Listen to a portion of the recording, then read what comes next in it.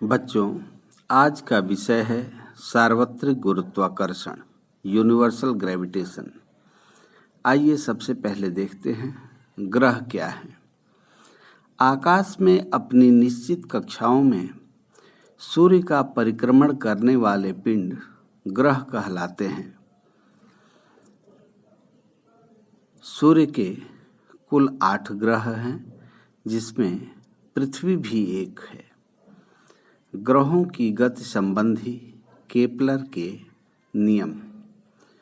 यद्यपि ये नियम इस वर्ष परीक्षा की दृष्टि से आपके कोर्स में शामिल नहीं है, लेकिन इस चैप्टर के आगे अध्ययन के लिए इन नियमों का ज्ञान होना आवश्यक है।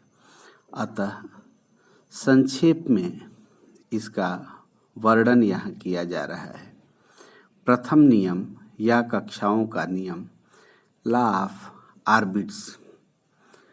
सभी ग्रह सूर्य के परितः दीर्घवृत्तीय कक्षाओं में परिक्रमण करते हैं तथा सूर्य कक्षाओं के एक फोकस पर स्थित होता है, जैसा कि इस चित्र में प्रदर्शित है।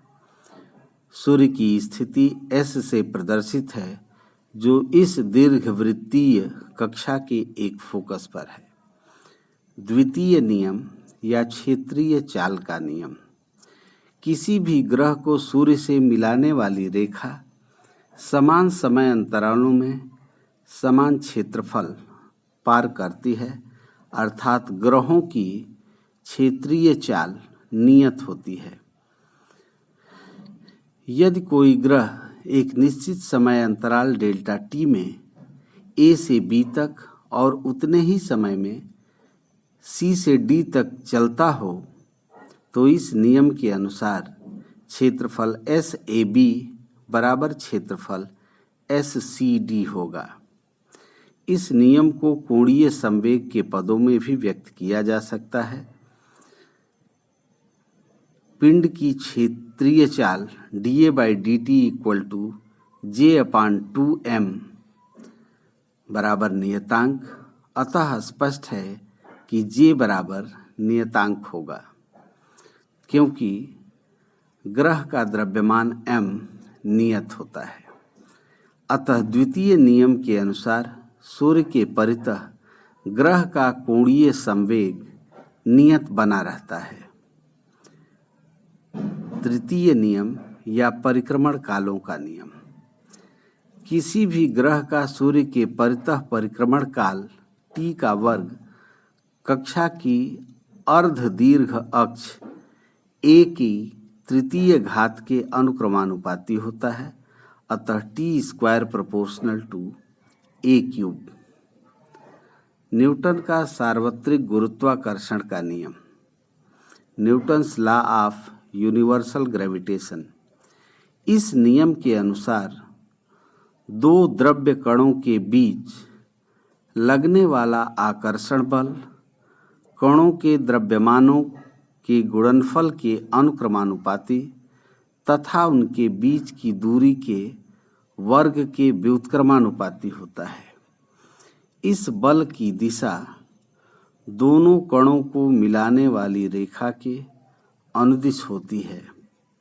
यदि m1 एवं m2 द्रव्यमान के कणों के बीच दूरी r हो, तो उनके बीच गुरुत्वाकर्षण बल F = m1m2/r² या F = Gm1m2/r² होगा।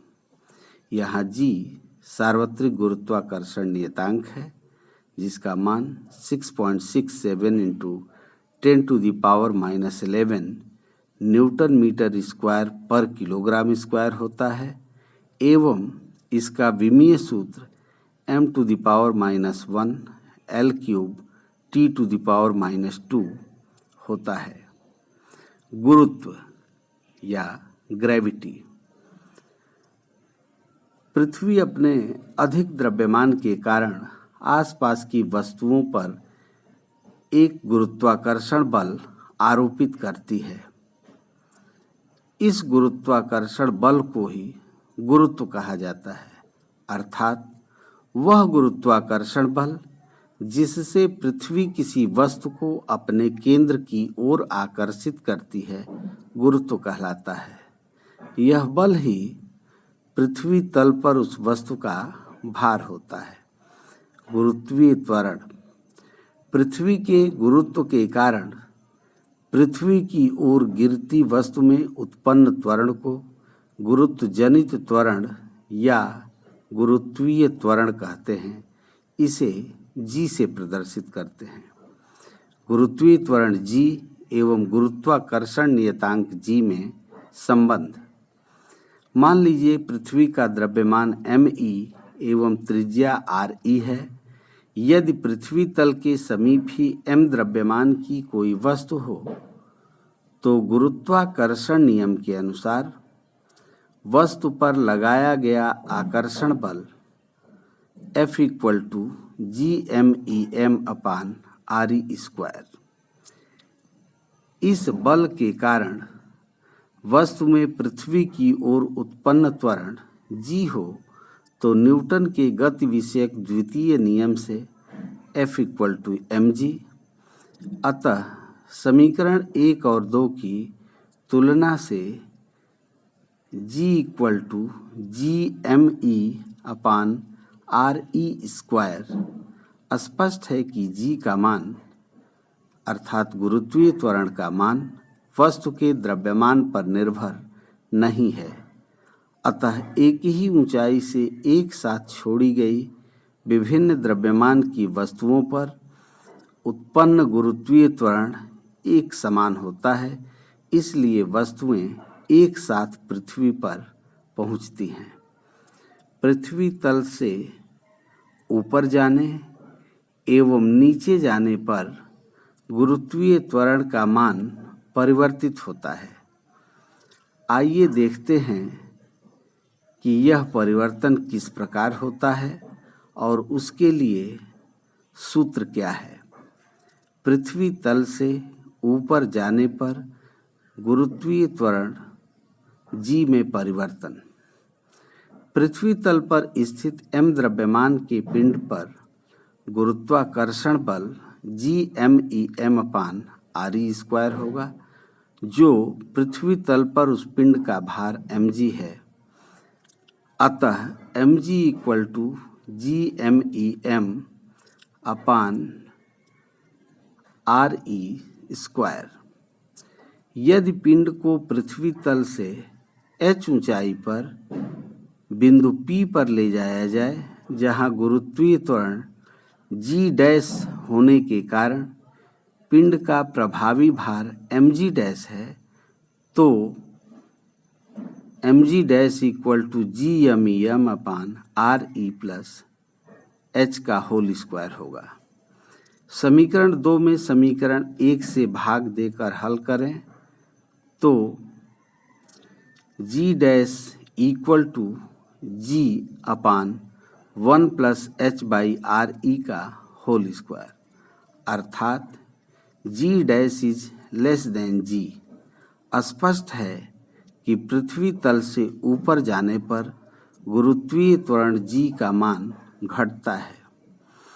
यदि ऊंचाई h is far less than e, अर्थात पृथ्वी तल से वस्तु की ऊंचाई पृथ्वी की त्रिज्या की तुलना में नगण्य हो तो 1+h/re⁻² का द्विपद विस्तार करके उच्च घात वाले पदों को छोड़ने पर 1+h/re⁻² is approximately equal to 1 - 2h/re। अतः g' = g1+h/re⁻² is approximately equal to g into 1 - 2h/re। पृथ्वी तल से नीचे जाने पर गुरुत्वीय त्वरण g में परिवर्तन। यदि पृथ्वी का द्रव्यमान me एवं त्रिज्या re हो तो पृथ्वी तल पर रखे m द्रव्यमान के पिंड पर पृथ्वी के केंद्र की ओर गुरुत्वाकर्षण बल gmem/re² होगा, जो पृथ्वी तल पर पिंड का भार mg है, यहाँ g गुरुत्वीय त्वरण है, अतः mg equal to GME/m/RE square. यदि पृथ्वी के पदार्थ का औसत घनत्व रो हो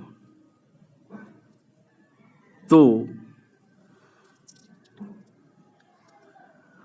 पृथ्वी का द्रव्यमान उसके आयतन और घनत्व के गुणनफल के बराबर होगा। अतः mg equal to g 4/3 pi RE cube rho into m/RE square, या mg equal to 4/3 pi rho RE into m। यदि पृथ्वी तल से h गहराई पर बिंदु P पर गुरुत्वीय त्वरण g डैश हो, तब P पर रखे m द्रव्यमान के पिंड पर पृथ्वी के केंद्र की ओर गुरुत्वाकर्षण बल केवल RE-h त्रिज्या के गोलीय भाग के कारण होगा। अतः mg dash equal to 4π/3 rho RE-h into m। समीकरण 2 में समीकरण 1 से भाग देकर हल किया जाए तो g डैश अपान g equal to RE-h/RE equal to 1-h/RE होगा, या g dash equal to g into 1-h/RE होगा। अतः g dash less than g। स्पष्ट है कि पृथ्वी तल से नीचे जाने पर गुरुत्वीय त्वरण g का मान घटता है एवं पृथ्वी के केंद्र पर, जहाँ h इक्वल टू RE के बराबर है, गुरुत्वीय त्वरण शून्य हो जाता है। पृथ्वी की आकृति का गुरुत्वीय त्वरण g पर प्रभाव। चूंकि पृथ्वी पूर्णतया गोल नहीं है बल्कि ध्रुवों पर कुछ चपटी है, अतः पृथ्वी की विषुवत रेखीय त्रिज्या उसकी ध्रुवीय त्रिज्या से लगभग 21 किलोमीटर अधिक है। इसलिए सूत्र गुरुत्वीय त्वरण g equal to GME/RE square से स्पष्ट है कि विषुवत रेखा पर g का मान सबसे कम और ध्रुवों पर सबसे अधिक होता है। बच्चों, आज के लिए बस इतना ही। धन्यवाद।